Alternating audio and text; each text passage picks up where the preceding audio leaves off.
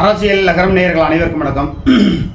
தேனி நாடாளுமன்ற தொகுதி தொடர்பாக அனைத்து இந்திய அண்ணா திராவிட முன்னேற்றக் கழகம் நாராயணசாமி, தங்க தமிழ்ச்செல்வன் திமுக, டிடிவி தினகரன் அம்மா மக்கள் முன்னேற்றக் கழகம், இப்படி தேனி தொகுதியை பற்றிய விமர்சனங்கள், உண்மை செய்திகள், நடுநிலை செய்திகள் மற்றும் இங்கிட்டு 10 பேர் கூட சொல்லியிருப்பாங்க, இங்கிட்டு 15 பேர் கூட சொல்லியிருப்பாங்க. அப்படிலாம் நம்ம ஒரு செய்திகளை மையப்படுத்தி நம்ம செய்தி வெளியிடுறோம்.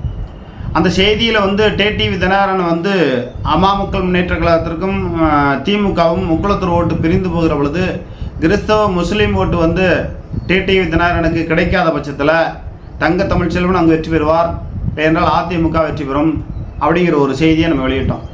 அதற்கு சென்னையிலேருந்து ஒரு நண்பர் தொடர்பு கொண்டு, கோத்தா நீ எங்கடா இருக்க, நான் மிளகு பெறதாண்டா, உன்னை வெட்டிடுவேண்டா, குத்திடுவேண்டா என்று கெட்ட வார்த்தையில் அம்மா மக்கள் முன்னேற்றக் கழகத்தில் பேசுகிறாங்க.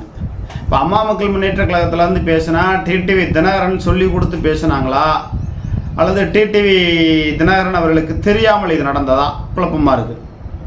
தியாக தலைவி குரூப்பு, நம்ம கரூரில் துறை தேவர்னு ஒருத்தர் குரூப் வச்சுருக்காரு, ஒற்றை தலைமை அப்படின்னு சொல்லி, தியாக தலைவி சின்னம்மான்னு சொல்லி 2-3 குரூப் இருக்குது. அந்த குரூப்புகளில் நம்ம செய்தியை போட்டதுக்கு கடுமையாக அவங்க அம்மான்னு தொடர்பு கொண்டு கெட்ட வார்த்தையில் பேசுகிறார். அதாவது முக்குளத்தூர் ஓட்டு எங்களுக்கு தேவையில்லடா, அதுவும் கள்ளர் ஓட்டு எங்களுக்கு தேவையில்லடா, மறவர் ஓட்டு இருக்குடா, நாங்கள் ஜெயிப்போம்டா, நீ என்ன சமுதாயம், நான் நாடாரு, நான் நாடாண்டா, வெட்டிடுவேண்டா, குத்திடுவேண்டா, எப்படி கெட்ட வார்த்தைகளை அருவருப்பான முறையில் பேசுகிறார். நாம் தமிழர் கட்சியில் தான் அந்த மாதிரியான வார்த்தைகளை பயன்படுத்துவாங்க, கெட்ட வார்த்தைகளை பயன்படுத்துவாங்க, கொச்ச வார்த்தையில் வீட்டில் உள்ளவங்கள ஆத்தா, அம்மா, அப்பா, தங்கச்சி, அக்கா எல்லாத்தையும் இழுத்து பேசுவாங்க. நாம் தமிழர் கட்சியில் அந்த பழக்கம் பெரும்பாலும் நிறைய பேர்த்துட்டு உண்டு. அந்த கட்சி இன்னும் வளர்ச்சி அடையாமல் போனதுக்கு இது ஒரு காரணம். நீ என்ன மயிறு பிடுங்குறா, அதை பிடுங்குறா, இதை பிடுங்க, அவங்க அம்மான்னு நாம் தமிழர் கட்சியில் பேசுவாங்க. அந்த பழக்கம் டிடிவி தினகரன் கட்சியில் அது ஒட்டிக்கிருச்சா அப்படிங்கிறது தெரியல. நான் நாடாண்டா என்ன வேணாலும் பண்ணுவேன்டா, நீ கள்ள ஓட்டு எங்களுக்கு தேவையில்லடா, மறவர் ஓட்டு இருக்குடா, மறவர் ஓட்டு போட்டாவே நாங்கள் ஜெயிச்சிருவோம்டா, கள்ள ஓட்டு எங்களுக்கு தேவையில்லடா, பிரேமலர் கள்ள ஓட்டு எங்களுக்கு தேவையில்லடா, கள்ள ஓட்டு எங்களுக்கு தேவையில்லடா அப்படின்னு வாடா போடான்னு கொச்சையாக ஒரு மனுஷன் பேசுகிறார். யார் இருந்தாலும் இந்த காலத்தில் வாடான்னா வாடா, போடான்னா போடான்றான். சின்ன பசங்களை கூட தம்பின்னம்னா அண்ணன், என்ன ஏங்கிற அப்படிங்கிற மாதிரியான காலம் இன்றைக்கி இருக்குது. ஆனால் அந்த டிடிவி தினகரன் குறிப்பு இப்படி பத்திரிகை துறையில் உள்ளவங்கள ஆள் வச்சு மிரட்டுற போக்குகளை கைவிட்ட விட வேண்டும். அதுபோல் டிடிவி தினகரனுக்கு அரசியல் சித்தாந்த கொள்கைகள் ஏதாவது இருக்குதான்னு நம்ம அதில் சொல்லியிருந்தோம். அவர் இந்த கட்சியில் இவர் ஏற்கனவே டாக்டர் வெங்கடேஷே என்கிட்ட சொல்லிட்டார், இவர் திடீர்னு சாமியார் மாதிரி கிளம்பி போனாலும் போயிடுவார், கட்சி வேண்டாம் ஒன்று வேண்டான்னு போயிடுவார், இவரை நம்பியா நீங்கள் போய் பேரவை தொடங்கியிருக்கீங்க, உங்களை மாதிரி ஆளுக்கெல்லாம் முக்கியத்துவம் கொடுக்க மாட்டார் அப்படின்னு சொல்லி டாக்டர் வெங்கடேஷோட தினகரனோட மச்சானே என்கிட்ட சொன்னார், அத்தை உங்களை மாதிரி ஆளெல்லாம் நம்ப மாட்டாருங்க, உங்களை மாதிரி கீழ்நிலையில் உள்ளவங்களுக்குலாம் முக்கியத்துவம் கொடுக்க மாட்டாங்க, வேறு ஏதாவது பொழப்பு இருந்தால் பொழப்ப பாருங்கன்னு சொன்னாங்க. நான் 1.5 வருஷம் டிடிவி தினகரனுக்கு திகார் சிறையில் அவர் இருக்கும்போது மக்கள் செல்வர் டிடிவி தினகரன் பேரவணி தமிழ்நாடு ஃபுல்லாக நான் தான் தொடங்கி நடத்தினேன். கிட்டத்தட்ட ஒரு 50,000 பேர் கட்டமைப்பு பண்ணியிருந்தேன். அவர் பேரில் தான் சேர்ந்தாங்க, அது வேறு விஷயம்.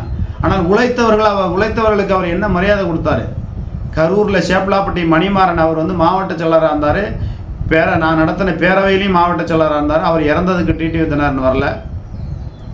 அதுபோல் அவருடைய குடும்பத்தாருக்கு போய் ஒரு நேரில் ஒரு ஆறுதல் சொல்லியிருக்கலாம், அதெல்லாம் சொல்லலை. ஒரு குறிப்பிட்ட தொகையை கொடுத்தா ஒரு 50 லட்சம், 1 கோடி பணத்தை கொடுத்தவங்க கணவரை இறந்து போட்டாருன்னா ஒரு தொகையை வச்சுக்கோங்க உங்கள் குடும்பத்தார் வாழ்வாதாரத்துக்கு. ஆனால் பணம் கூட வேண்டாங்க, போய் ஆறுதல் சொல்லியிருக்கலாம்ல.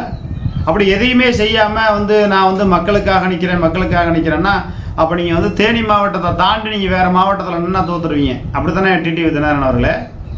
ஏன் நீங்கள் இப்படி ஆள் வச்சு மிரட்டுறீங்க? நான் நாடார் பேசுகிறேன், உன்னை கொலை பண்ணிவிடுவேன் அப்படின்னு சொல்கிறாரு ஒரு நண்பர். எதுக்கு இந்த விதண்டவாதம்?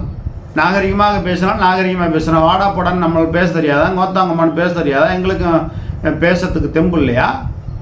டிடிவி தினகரன் தரப்பு ஆள் வச்சு மிரட்டி கள்ளர் ஓட்டு எங்களுக்கு தேவையில்லை, போங்கடா, எங்களுக்கு மறவர் ஓட்டு போட்டால் போதும், முஸ்லீம் ஓட்டு போடுவாங்க, கிறிஸ்தவர் ஓட்டு போடுவாங்க, முஸ்லீம் கிறிஸ்தவர் ஓட்டு போட மாட்டாங்க, பாஜக கூட்டணியில் இருக்கிற ஓட்டு போட மாட்டாங்க. ஏற்கனவே டிடிவி தினகரனுக்கு முஸ்லீம் கிறிஸ்டின் ஓட்டு விடுவார். 2019 எஸ்டிபி கூட தான் கூட்டணி வச்சிருந்தார். ஏன் அவர் 2-3 எம்பியை பிடிச்சிருக்கலாமே, ஏன் பிடிக்கல? அப்போ சிறுபான்மை மக்கள் எல்லாம் டிடிவி தினகரனை ஒருபோதும் எக்காலத்தில் நம்ப மாட்டாங்க. இவரை தூக்கி ஜெயிலில் வச்சது பாரதிய ஜனதா கட்சி தானே. அந்த பாரதிய ஜனதா கட்சி கூட கூட்டணி வச்சா அப்போ மக்கள் என்ன முட்டாளா ஓட்டு போடுறதுக்கு? ஒரு வகையில் அப்படி சிந்திப்பாங்களே. ஏற்கனவே அவர் எம்பியாக அங்கே இருந்ததுனால வேண்டுமானால் அங்கே வந்து ஓட்டு கிடைக்கிறதுக்கான வாய்ப்பு இருக்கலாமே ஒழிய திருச்சியிலையோ வேறு சிவகங்கையிலையோ போய் நீங்கள் சொன்னால் ஓட்டு போட அவங்கள ஜெயிக்க வச்சுருவாங்களா? தேனியிலையும் சந்தேகம் தான். ஏன்னா தங்கத்தமிழ்ச்செல்வனும் ஒரு தமிழர் தான், அவரும் பச்சை தமிழர் தானே. ஒரு தமிழர் எம்பி ஆகிட்டு போட்டுமே. இவர் தான் ஏற்கனவே எம்பியாக இருந்திருக்காரு டிடிவி தினகரன். ஏற்கனவே சொத்துக்கு என்ன பஞ்சமா? இப்போ சொத்து பத்துக்கு என்ன பஞ்சமா? அதிமுகவில் சட்டமன்ற உறுப்பினர் பதவியிலே இருந்தார். எந்த விதமான அமைச்சர் பதவியும் கிடைக்காம அம்மையார் சசிகலா அவர்களை கடைசி வரையும் நம்பினார். கூவத்தூரில் கூப்பிட்டு வச்சாது முதலமைச்சர் பதவி கொடுத்துருக்கலாம்ல, அல்லது அமைச்சர் பதவி கொடுத்துருக்கலாம்ல. அவர் எதுக்கு டிடிவி தினகரன் பின்னாடி போக போகிறாரு? உடனே இதில் அந்த நண்பர் சொல்கிறார், என்ன நீ சசிகலான்னு சொல்கிற? ஆமாம், நான் பத்திரிகையாளர் அம்மையார் சசிகலா. அம்மையார் சசிகலான்னு தான் சொல்லுவோம். அவங்க மேலே நம்ம ஒரு தனிப்பட்ட முறையில் ஒரு பற்றுதல் இருக்கிறதுனால அம்மையார் சசிகலான்னு சொல்கிறோம். ஒரு பத்திரிகையாளருங்கிற முறையில். ஹே, நீ என்ன தினகரன்னு சொல்கிற? இப்போ தினகரன் தரப்பு இப்படி ஆள் வச்சு மிரட்டும் போக்குகள் எல்லாம் குறைத்து கொள்ளாவிட்டால் அந்த அனைத்து அம்மா மக்கள் முன்னேற்ற கழகம் இன்னும் கீழ்நிலைக்கு போகும். அம்மா மக்கள் முன்னேற்ற கழகத்தில் இருக்கக்கூடிய பல நண்பர்கள் மாவட்ட வாரியாக என்னகிட்ட தொடர்பில் இருக்காங்க. அம்மா மக்கள் முன்னேற்ற கழகம் பெரிய அளவுக்கு வளர்ச்சி நிலைக்கெல்லாம் ஒரு காலகட்டத்திலும் போகாது. ஏன்னா அரசியல் சித்தாந்தங்கள், கொள்கைகள் வேணும் இல்லையா? நாம் தமிழர் கட்சியில் புத்தகம் வெளியிடுறாங்க, எங்களுடைய கட்சியினுடைய கொள்கை இதுதான் அப்படின்னு. அப்படி அம்மா மக்கள் முன்னேற்ற கழகத்தில் என்னைக்காவது கொள்கை விளக்க புத்தகம் ஏதாவது விட்டுருக்காங்களா? எங்களுடைய கொள்கை இது தாங்க, நாங்கள் சாராய ஆலைகளை ஒழிக்கிறதுக்கு நாங்கள் போராடுவோங்க, தென்னம்பால் பணம்பால் இறக்க அனுமதி கொடுக்கணும்னு சொல்லி அரசாங்கத்தை நாங்கள் வலியுறுத்துவோங்க அப்படின்னு சொல்லி டிடிவி தினகரனால் பேச முடியுமா?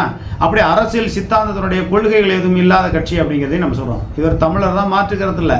அதை தாண்டி தமிழராக இருக்கும்போது கள்ளர் ஓட்டு தேவையில்லடா, நான் நாடாம் பேசுகிறேன்டா, நாடா ஓட்டு போடுவோம், மறவர் ஓட்டு போடுவோம். அப்போ இது டிடிவி தினகரனுக்கு எதிராக இந்த ஆள் வேணும்னே பேசுகிறாரா, அல்லது டிடிவி தினகரன் சொல்லி கொடுத்து இந்த மிரட்டல் வேலை நடந்துச்சா?